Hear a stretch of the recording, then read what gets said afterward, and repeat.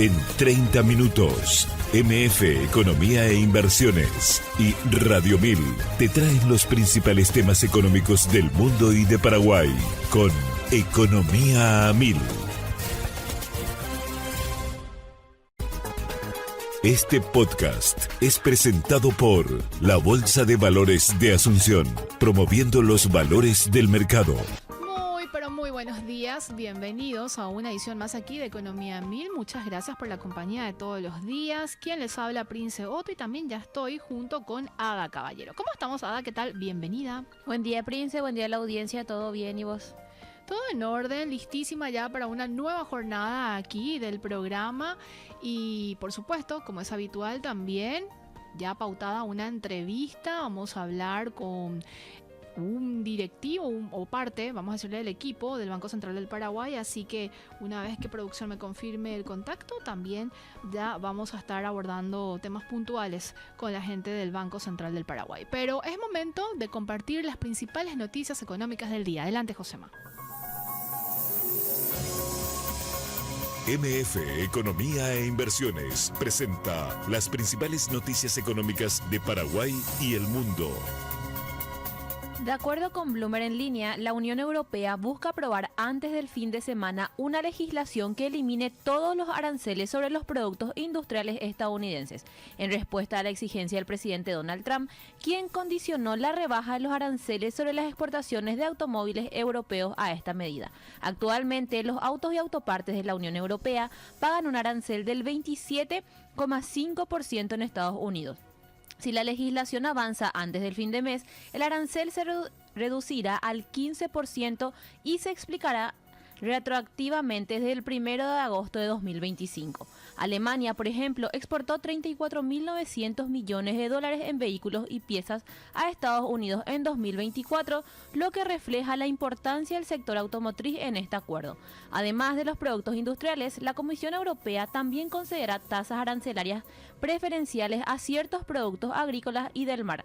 La presidenta de la Comisión calificó el entendimiento como un acuerdo fuerte, aunque no perfecto, reconociendo que favorece a Estados Unidos, pero que brinda certidumbre a las empresas del bloque.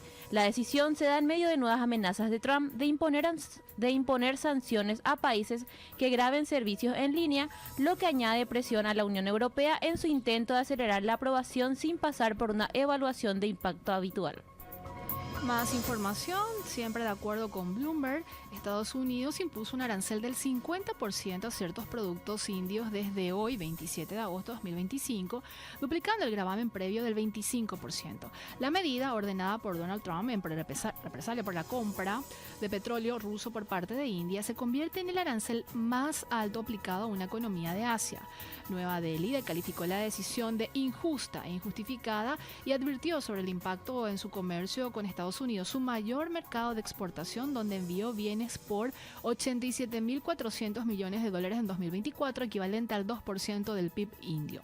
Citigroup estimó que los nuevos gravámenes podrían restar entre 0,6 y 0,8 puntos porcentuales el crecimiento anual.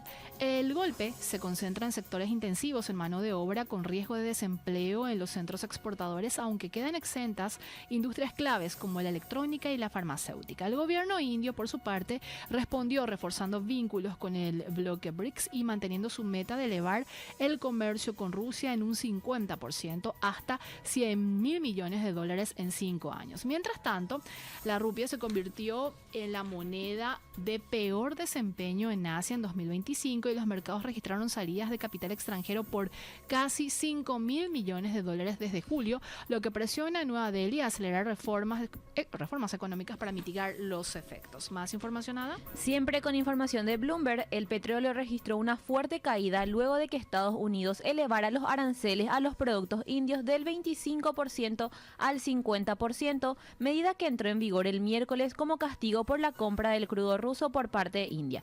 El Brent se ubicó en torno a $67 por barril tras perder más del 2% en la sesión anterior, mientras que el WTI para entrega en octubre cayó a $63,04.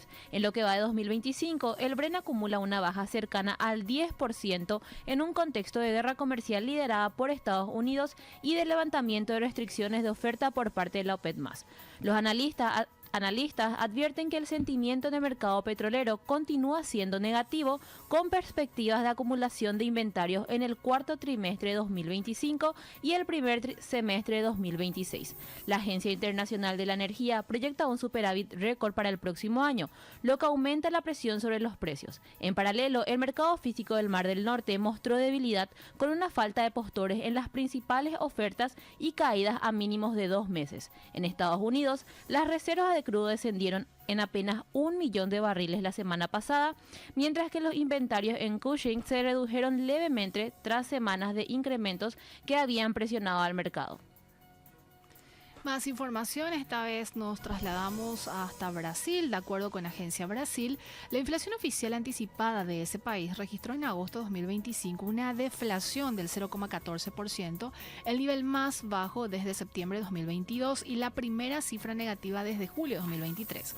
En julio, el índice nacional de precios al consumidor amplio había subido 0,33%, mientras que en agosto de 2024 había marcado 0,19%. Con este resultado, el índice acumulado en 12 meses se situó en 4,95%, por debajo del 5,30% de julio, pero aún por encima del objetivo de inflación del gobierno de 3%, con un margen de tolerancia de 1,5 puntos porcentuales. Siempre con Agencia Brasil, de los 9 grupos de productos relevados, 4 mostraron deflación. El rubro vivienda cayó 1,13%, con un fuerte impacto del descuento en la tarifa eléctrica de Itaipú. El grupo de alimentos y bebidas retrocedió 0,53%, destacándose las bajas en mango, papa, cebolla, tomate, arroz y carnes. En transporte, la deflación fue de 0,47%, con caídas en pasajes aéreos, automóviles nuevos y gasolina. Otros combustibles también retrocedieron, como el etanol. En contraste, los gastos personales aumentaron 1,09%, salud y cuidado personal 0,64% y educación 0,78%, aportando leves presiones al índice. De acuerdo con Bloomberg en línea, el gobernador de Buenos Aires criticó con dureza la política económica del presidente Javier Milei, a quien acusó de recurrir al control del dólar como última tabla de salvación de su gobierno. En declaraciones públicas sostuvo que Milei había prometido eliminar el Banco Central, pero que hoy lo convirtió en el eje de su gestión. También afirmó que el plan económico aplicado no es nuevo en Argentina y que sus efectos sobre el bolsillo de la gente y la vida cotidiana son conocidos y desastrosos. El gobernador agregó que el principal problema del país sigue siendo el acceso a dólares y advirtió que contener la inflación destruyendo la economía no es una salida sostenible. Señaló que medidas como abrir importaciones, generar desempleo y quitar derechos no son la única forma de bajar los precios. Además, cuestionó el uso reiterado del veto presidencial y aseguró que está en peligro la democracia. Al referirse al escándalo por presuntas coimas en la Andis, exigió explicaciones judiciales, subrayando que no alcanza con negarlo y calificó de espantosos los hechos. Vamos a una primera pausa y a la vuelta seguimos con más Economía Mil. Seguís escuchando Economía 1000 y desde producción ya me confirman que está vía Zoom Sebastián Diz, él es gerente de estudios económicos del Banco Central del Paraguay. ¿Cómo estamos, Sebastián? ¿Qué tal? Bienvenido, gracias por atendernos. Sí, buenos días. Muchas gracias por invitarnos a participar del programa. Gracias, Sebastián. Y este contacto lo solicitamos porque queremos abordar un poco sobre la evolución de la tasa de política monetaria y, bueno, parte también del comunicado que da a conocer de manera mensual y sostenida y de manera periódica el Banco Central del Paraguay. Pero para que la gente pueda entender, Sebastián, cuando estamos hablando de la política monetaria y, bueno, este instrumento tan importante que tiene el Banco Central del Paraguay, ¿a qué nos estamos refiriendo? ¿Por qué el Banco Central del Paraguay utiliza este instrumento, esta herramienta dentro de las facultades también que tiene como banca central del país? Sí, bueno, la manera en que el Banco Central ejecuta la política monetaria es fijando una tasa objetivo. Actualmente esa tasa objetivo es una tasa del 6%. Sí. Y esa es la tasa objetivo que el Banco Central fija para operaciones de corto plazo, para la tasa interbancaria. Posterior a fijar esa tasa, el Banco Central trata de fijar un nivel de liquidez en el mercado tal que esta tasa objetivo se cumpla, que la tasa interbancaria coincida con la tasa de política monetaria que actualmente es del 6%. Y bueno, y a través del control de esta tasa de interés, lo que el Banco Central hace es controlar la demanda agregada de la economía, y a través de ese control de la demanda agregada controla los niveles de actividad y por lo tanto el nivel de precios de la economía, que se vincula justamente con el nivel de actividad económica. Porque el Banco Central del Paraguay tiene básicamente dos mandatos, Sebastián, en ese sentido. Tema inflación y también, bueno, la estabilidad financiera, pero más enfocado a la parte de los precios, ¿correcto? Sí, ambos son mandatos. Y bueno, sí, lo que me falta decirte es que, bueno, una vez que el Banco Central fija esta tasa meta para las tasas de corto plazo, estas tasas de corto plazo se trasladan a las de largo plazo, a las tasas pasivas de los bancos, a las tasas activas de los bancos, y esto es lo que hace, bueno, puede estimular o desestimular el gasto de inversión, ¿verdad? De acuerdo a las tasas sean más altas o más bajas, y también al gasto de consumo, o sea, afecta las decisiones de ahorro y consumo de los hogares. Y existe una meta de inflación en Paraguay, Sebastián, y en ese sentido, si está por encima o por debajo, también influye de alguna manera, también obviamente el contexto internacional, la decisión que se pueda tomar dentro del comité justamente de política monetaria. Sí, la meta de inflación hasta el año pasado, hasta el 2024, había sido de 4%. A finales de 2024, el Banco Central tomó la decisión de reducir esta meta a 3,5%. Esta es una meta para el horizonte de política monetaria, lo que implica sí que ahora tenemos una tasa objetivo de inflación que sí que es más estricta que que teníamos anteriormente. Y sí, justamente el Banco Central ajusta la tasa de interés en función a cómo se encuentra la inflación actualmente y a cómo proyectamos nosotros que estará la inflación en el corto y mediano plazo. Si vemos que en nuestras proyecciones de inflación hay un desalineamiento entre esta proyección, lo que esperamos para la inflación, y nuestra meta, la tasa de política monetaria se ajusta de manera a llevar a la inflación hacia nuestro nivel objetivo. Recientemente dieron a conocer el comunicado, justamente, Sebastián. ¿Cada cuánto se hace generalmente este tipo de anuncios? Y sobre todo, ¿cuáles son los componentes o los factores que determinan finalmente la decisión que se toma? Sí, bueno, te estás refiriendo a la reunión del CPM, del Comité de Política Monetaria. Así mismo. Esta es una reunión que se tiene cada mes, o sea, tenemos 12 reuniones de estas cada año, y en cada una de estas se decide qué hacer con la tasa de política monetaria, si mantenerla a sus niveles actuales, si subirla o bajarla. Así es. Y bueno, el factor fundamental que determina la decisión de la política monetaria, como te mencionaba, es en la evolución, la evolución de la inflación, y también cómo proyectamos que esté hacia futuro, en función a los factores que la determinan, que bueno, generalmente son, o recientemente factores muy relevantes fueron la suba en los precios internacionales de los alimentos y del petróleo. Esos habían sido factores que pusieron presión al alza sobre la inflación. Esto pasó en el 2021-2022. Y en función a esos factores, el Banco Central había decidido subir la tasa de política. Había subido la tasa de política al 8,5%, de tal manera a contener estas presiones inflacionarias, para evitar que la inflación suba incluso más de estas tasas elevadas que estuvimos experimentando durante esos años. Posteriormente, a medida que los impactos sobre la inflación de estos shocks se fueron mitigando, esto fundamentalmente en el 2023, fue que el Comité de Política Monetaria decidió iniciar un ciclo de bajas de tasas de política. Y es así que desde ese 8,5% que había alcanzado en ese momento para mitigar los efectos de estos shocks, que actualmente se ubica en un 6% subido. O sea, desde aquel momento hasta ahora tuvimos una baja de tasas del 2,5%. Y con respecto al contexto internacional, lo que pase sobre todo en Estados Unidos y la decisión que se tome dentro de la Reserva Federal, ¿también termina influyendo, Sebastián?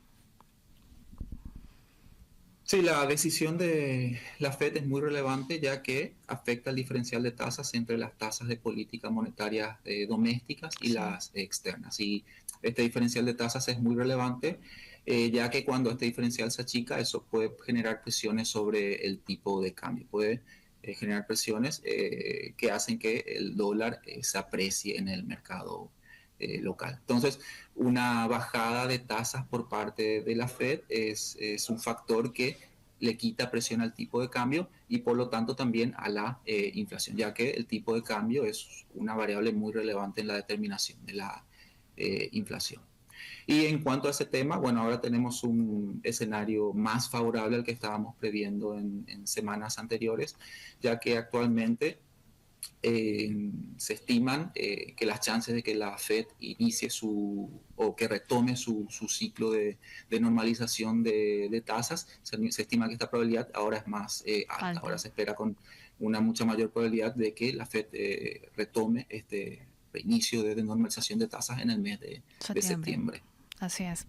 Sebastián, yo te consultaba sobre los factores que también se incluyen dentro de este comunicado del Comité de Política Monetaria en el sentido de ir desglosando un poco esos componentes, porque bien ya decías, ven cómo va el comportamiento económico y otros factores también de incidencia, pero dentro de este último comunicado se habla del IMAEP, que es el indicador justamente de actividad económica, también se contempla el índice de confianza del consumidor y otros componentes como la inflación.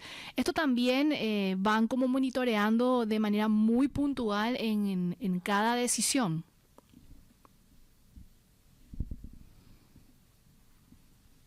Sí, así es.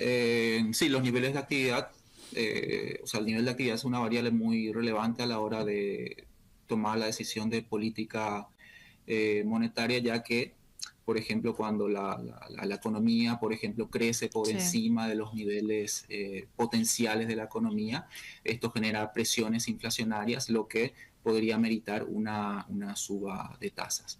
Sin embargo, actualmente estamos viendo que si bien la actividad está creciendo a tasas muy importantes, Sí. tal es así que para este año nosotros recientemente aumentamos nuestra proyección de crecimiento de 4 a 4,4%. Si bien esta tasa es una tasa muy relevante, una tasa importante, a pesar de eso pensamos que la economía está creciendo en torno a sus niveles potenciales, ya que de momento no estamos observando presiones sobre los precios. Si bien sí hubo un repunto en la inflación interanual en meses recientes, esto se explica fundamentalmente por productos muy específicos y principalmente por la carne Sí. vacuna. Que es un Por componente decirte, en muy, muy julio, importante dentro de la canasta familiar. sí, sí, es Sí. correcto. La carne vacuna tiene un peso que creo que está en torno al 6% en la canasta y en el mes de julio experimentaba una variación interanual en su precio del 22%. Y bueno, eso tiene una incidencia muy importante en la inflación. De hecho, en julio tuvimos una inflación interanual de 4,3% y la incidencia de la carne vacuna en ese número fue de 1,5%. O sea que si quitásemos la carne vacuna de nuestra canasta del IPC, la inflación hubiese estado por debajo del 3%. Entonces, como te comentaba, si bien Sí. ahora estamos observando este repunte en la inflación, por lo menos en las tasas interanuales, porque en las tasas mensuales sí observamos, estamos observando tasas muy moderadas. Sin embargo, este repunte que observamos en la interanual y que posiblemente lo sigamos observando en los meses restantes, está vinculado fundamentalmente con este aumento en el precio de la carne, lo que implica que es algo muy localizado y que no estamos observando una suba generalizada de precios. Sebastián, si tuviéramos que hacer una suerte de ejercicio en este sentido, ¿cuáles deberían ser las condiciones que se tendrían que dar justamente para que el BCP eventualmente pueda evaluar un cambio en su postura con respecto a este 6% que mencionas que se mantiene ya por más de 10 meses, puntualmente 14 meses, como estable dentro de sus decisiones? Sí, Bueno, en primer lugar, sí aclarar que bueno, este nivel de tasa de política monetaria ya es un nivel que se encuentra dentro del rango que el Banco Central estima como un nivel neutral, o sea, como un Ese nivel que... concepto podemos aterrizar un poco también, Sebastián, por favor, cuando decimos justamente la Sí, tasa neutral, sí. sí, el nivel neutral sería el nivel que, bueno, no, ni estimula la economía ni resulta ser contractivo. Entonces es el nivel que tendríamos que esperar que tenga la política monetaria en un escenario en que ningún shock nos está pegando. Serían los niveles normales de tasa de política monetaria que, como te decía, no son ni estimulativos ni contractivos. Entonces son los niveles que tendríamos que esperar en escenarios similares a los actuales, en Claro. los que ningún shock relevante le están pegando a la economía paraguaya y que podrían tener un impacto relevante sobre la inflación. Ok, entonces sí, como te mencionaba, sí, actualmente la tasa política se ubica dentro de este rango, si bien está en la parte elevada, o sea, cercano al límite superior de este rango que nosotros tenemos estimado como neutral, lo que implicaría que sí que podría haber algún margen de cambios pequeños en la tasa política monetaria.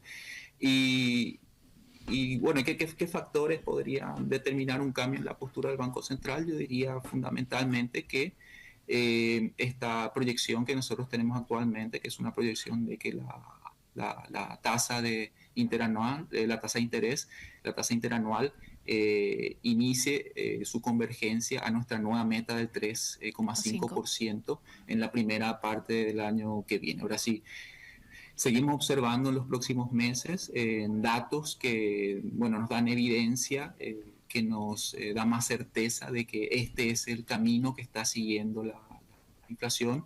En un escenario sí, de modificación de tasas se haría más probable, ¿verdad? Tendría más chances. Sebastián, si tuviéramos que hacer también una comparación de la tasa de referencia de Paraguay con respecto a las que están vigentes a nivel regional, principalmente de los socios comerciales como Brasil, Argentina, Paraguay se mantiene muy por debajo, incluso un solo dígito con respecto a otros países. Bueno, en la región justamente ahora tenemos una gran heterogeneidad en cuanto a posturas de política monetaria. Monetaria. En Brasil sí estamos observando tasas de 2 dígitos, pero bueno, esto se relaciona fundamentalmente con que en Brasil la inflación se encuentra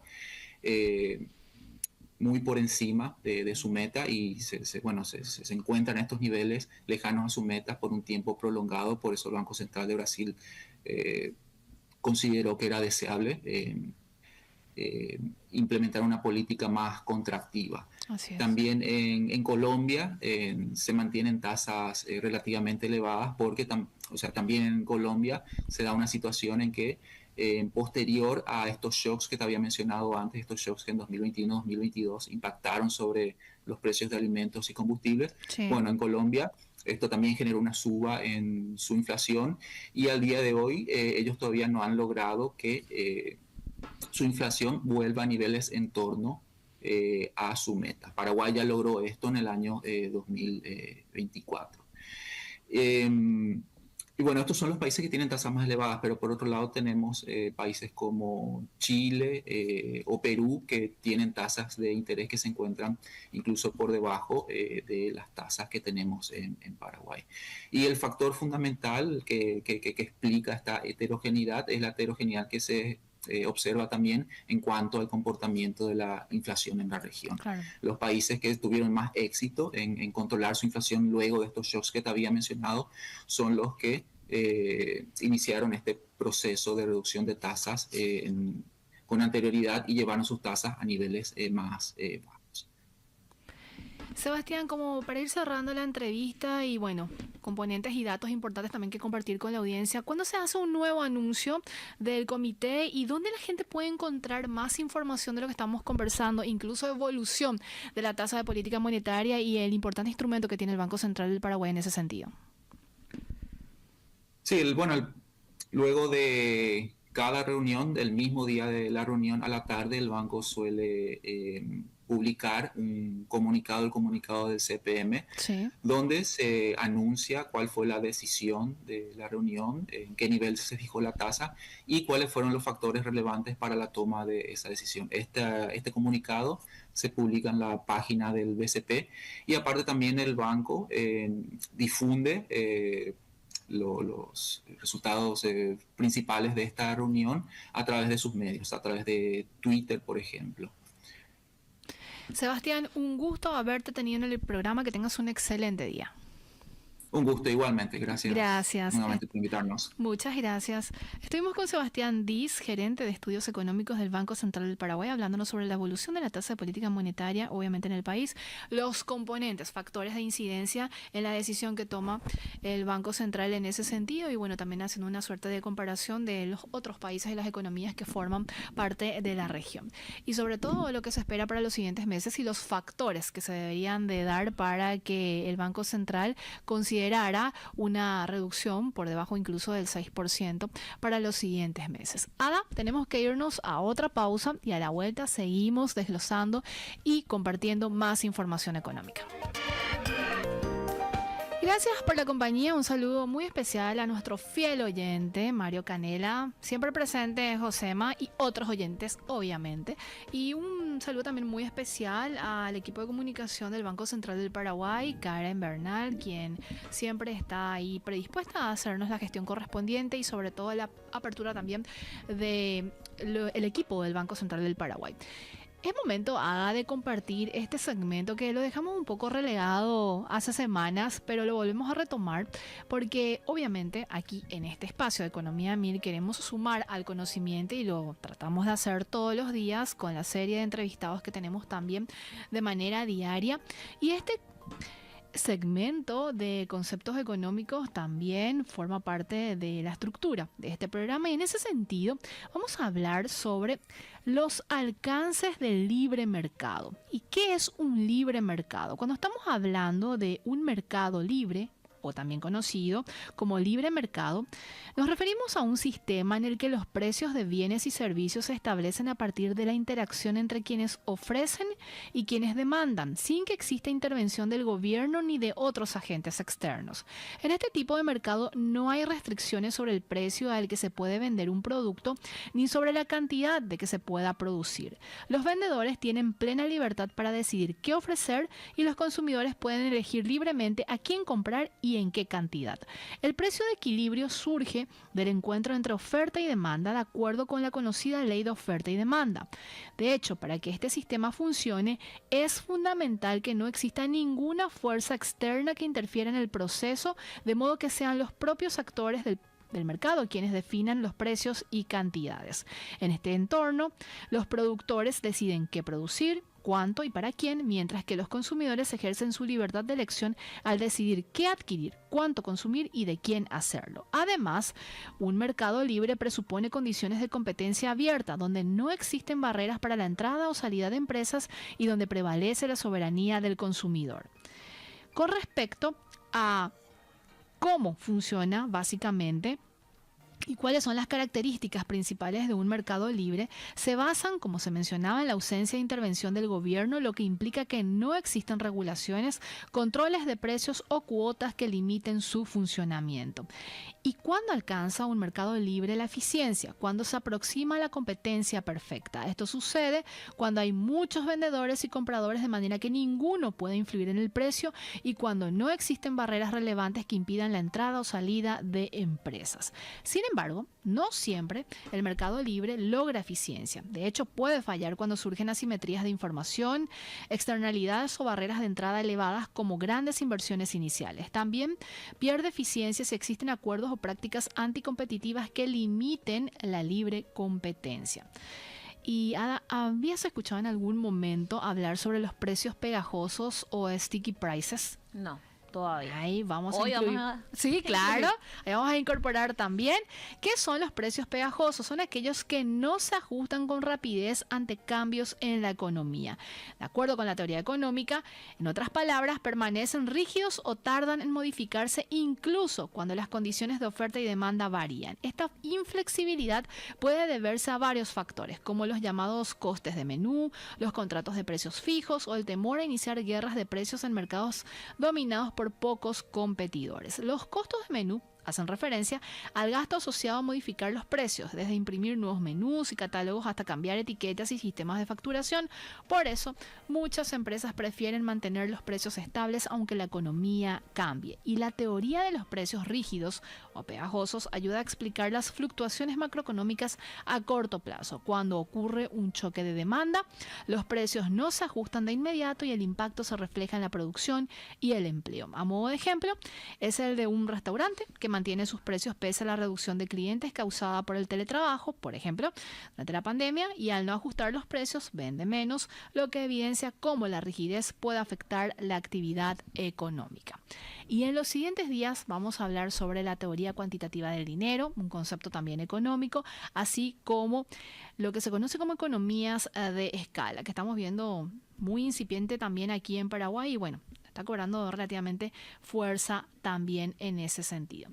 Ada, tenemos que seguir compartiendo información económica y de lo meramente internacional vamos a también seguir aterrizando a lo que está pasando a nivel regional y de hecho ya lo compartíamos lo que estaba pasando en Brasil, Argentina y ahora nos vamos hasta Uruguay. Así y es. de acuerdo con Ámbito, el Ministerio de Economía y Finanzas proyecta recaudar 607 millones de dólares anuales, equivalente al 0,75% del Producto Interno Bruto, estimado en 81 mil millones de dólares, mediante 3 nuevos impuestos incluidos en la próxima ley de presupuesto que será presentada el 31 de agosto. El paquete contempla la aplicación del impuesto mínimo global del 15% para multinacionales en línea con el acuerdo de la Organización para la Cooperación y el Desarrollo Económico de 2021, además de un gravamen a las ganancias de capital en el extranjero generadas por residentes uruguayos aprovechando los convenios internacionales de intercambio de información tributaria.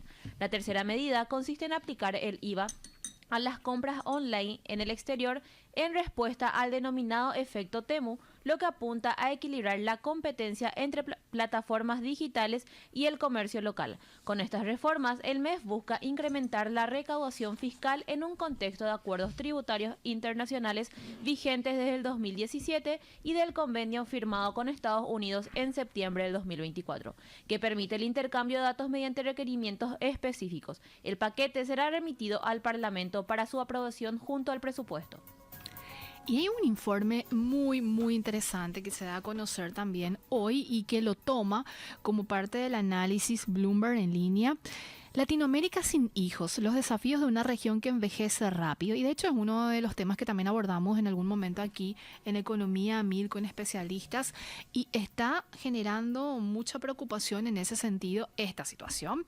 Y Bloomberg en línea dice que América Latina enfrenta un acelerado proceso de envejecimiento que obliga a repensar los sistemas de salud, pensiones y políticas natalistas. El informe de la Universidad Austral indica que la región pasó de ser una sociedad joven a una adulta joven en 2021 y será una sociedad envejecida en 2050. Solo Paraguay, 2,4, y Bolivia, 2,6, supera la tasa de reemplazo generacional de 2,1 hijos por mujer, mientras que México 1,6, Brasil 1,5, Argentina 1,4, Uruguay 1,3, Colombia 1,2 y Chile se ubican por debajo. En Argentina la natalidad cayó 40% en la última década y Colombia registra la segunda mayor baja. Uruguay es el país más envejecido con una edad mediana de 36,4 años, seguido de Brasil y Chile, mientras que Paraguay marca 29 y Bolivia 25,2. En la región hay 12 personas de 80 años y más por cada 100 de 65 años y más, lo que refuerza la urgencia de reformar los sistemas previsionales. La caída de la natalidad se vincula con una mayor educación y participación laboral femenina, retraso en la edad del primer hijo. De hecho, De acuerdo con este estudio, se ubica entre los 20 a 26 años la globalización cultural e incertidumbre tras la pandemia. Y el reporte propone políticas que incentiven la natalidad con apoyos financieros y al mismo tiempo integren el capital social de los adultos mayores al desarrollo. Información doméstica a nivel nacional, ¿qué está pasando en Paraguay? De acuerdo con ABC, la Superintendencia de Bancos del Paraguay anunció que a partir de septiembre de 2025, los bancos y financieras podrán cobrar una tasa de interés anual máxima de 27,10%, un valor ligeramente inferior al vigente este mes. Los intereses que excedan este límite serán considerados usurarios y estarán bajo sanción. El nuevo tope representa un alivio modestísimo para los deudores en comparación con tasas anteriores que superaban el 28% en otros meses. Esta reducción se inscribe en la política de supervisión del sistema financiero del país a cargo del Banco Central, vía la SIP, para proteger a los consumidores de prácticas abusivas en los préstamos. Y Paraguay está haciendo sede de actividades y eventos internacionales muy importantes que están, de hecho, dinamizando la economía, y lo habíamos mencionado también en su momento. Los datos preliminares que está arrojando lo que son los Juegos Panamericanos a su 2025, o fueron los Juegos en ese sentido. Y a este escenario se suma otro nuevo evento previsto, y estamos hablando del Rally Mundial del Paraguay 2025, que arranca mañana en Itapúa y prevé reunir a 250.000 personas, generando un impacto económico estimado de $50 millones a través del consumo de servicios vinculados al evento. El 85% del público acompañará a la competencia acampando en los diferentes tramos, mientras que también se espera una importante llegada de visitantes internacionales. En ese sentido, autoridades destacaron que la organización refleja la cooperación público-privada con fuertes inversiones de pilotos, marcas auspiciantes y el respaldo del gobierno. La ministra de Turismo resaltó que se trata de una oportunidad histórica para consolidar al país como destino de turismo deportivo, y entre los legados inmediatos figura la habilitación del aeropuerto de Encarnación como internacional, que recibirá su primer vuelo desde Buenos Aires. Además, se promoverán actividades culturales y turísticas en la región, con la expectativa de proyectar a Itapúa como polo de atracción de grandes eventos y fortalecer la visibilidad internacional de Paraguay, dice también el portal Agencia de Información Paraguaya. ¿Qué tenemos, Ada, con respecto a Concepción? El departamento de Concepción atraviesa una transformación económica con la diversificación de su matriz productiva. Además de su tradicional base ganadera y minera, se consolidan frigoríficos, cementeras como la Industria Nacional del Cemento en Vallemí y un megaproyecto forestal, al tiempo que la superficie sembrada con soja y otros granos ha aumentado en los últimos años, ampliando el potencial agrícola y logístico de la zona. Este dinamismo refuerza la proyección de Concepción como una región estratégica para Paraguay, aunque persisten desafíos vinculados a la infraestructura, la sostenibilidad y la logística. El crecimiento demanda mejores servicios y conexiones para acompañar la expansión y asegurar un desarrollo equilibrado. Información nacional siempre. Recordemos que en estos días se presentó el proyecto de ley de Presupuesto General de la Nación para el año 2026, también recordando que la Constitución Nacional establece como fecha límite el 1 de septiembre de cada ejercicio fiscal, y bueno, fue presentado justamente días antes de este punto límite. Y el Ministerio de Economía y Finanzas lo hace en representación del Poder Ejecutivo, y a modo de recordar los datos en general, y también extraída esta información del portal oficial del Ministerio de Economía y Finanzas, se establece y dice que el proyecto de Presupuesto General de la Nación para el ejercicio 2026 contempla un aumento de aproximadamente $760 millones en áreas prioritarias como salud, educación, seguridad y atención a sectores vulnerables. El plan de gastos de la Nación asciende de esta manera a unos $18.900 millones, lo que representa un incremento del 12%, es decir, $2.000 millones más respecto al presupuesto vigente. Y en ese sentido, el viceministro de Administración Financiera, Oscar Lovera, en un medio de Radial también explicó que este incremento permitirá destinar mayores recursos a la capitalización del Banco Nacional de Fomento y a la Agencia Financiera de Desarrollo, con el objetivo de ampliar los créditos al sector productivo. Además, se contemplan nuevas inversiones para la ANDE, más fondos para el programa Hambre Cero y refuerzos significativos en educación, salud, seguridad y programas de protección social. Resaltó que el Poder Ejecutivo propone para el 2026 el retorno del límite del 1,5% de déficit fiscal establecido en la Ley de Responsabilidad Fiscal tras 5 años de superar ese tope. Asimismo, se busca mantener niveles de inversión similares a los del presente ejercicio a fin de seguir impulsando la dinamización y el crecimiento económico.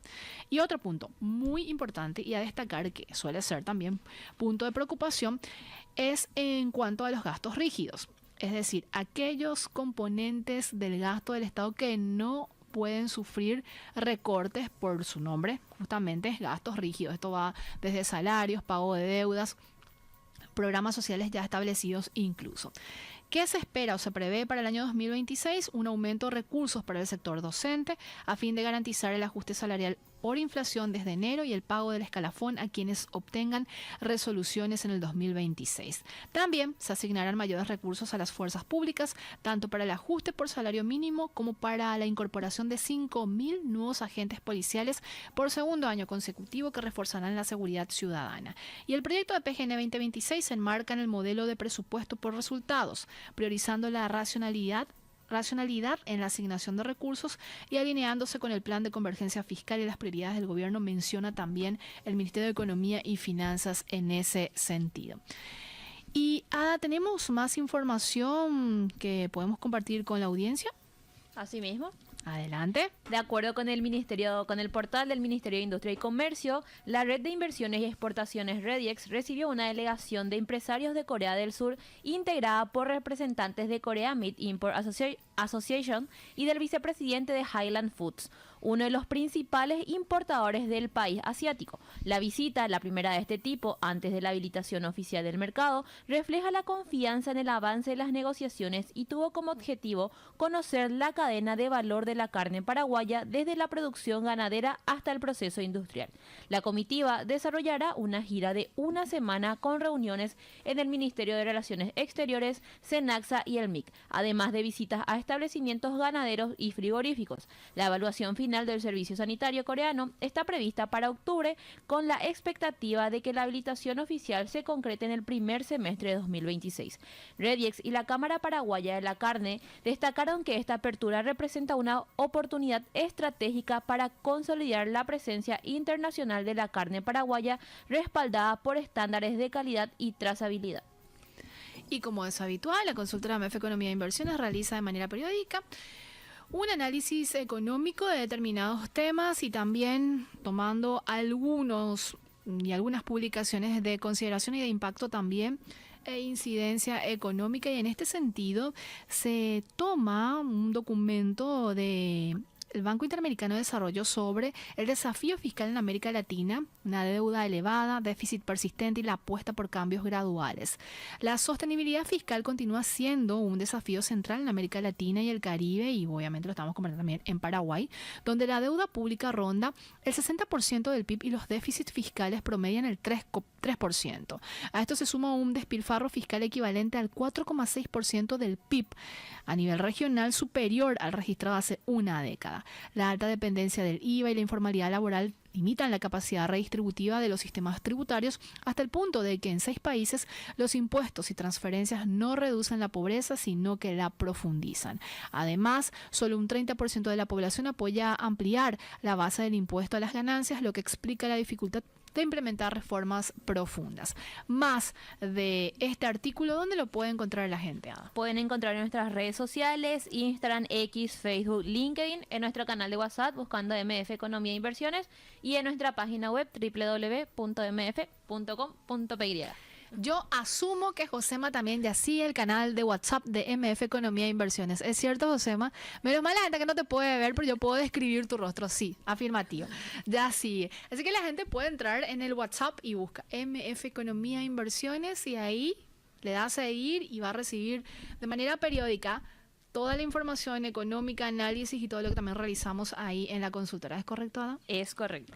Nosotras tenemos que despedir el programa. Nos reencontramos mañana puntualmente a las 11. Que tengan un excelente miércoles. Este podcast es presentado por la Bolsa de Valores de Asunción, promoviendo los valores del mercado.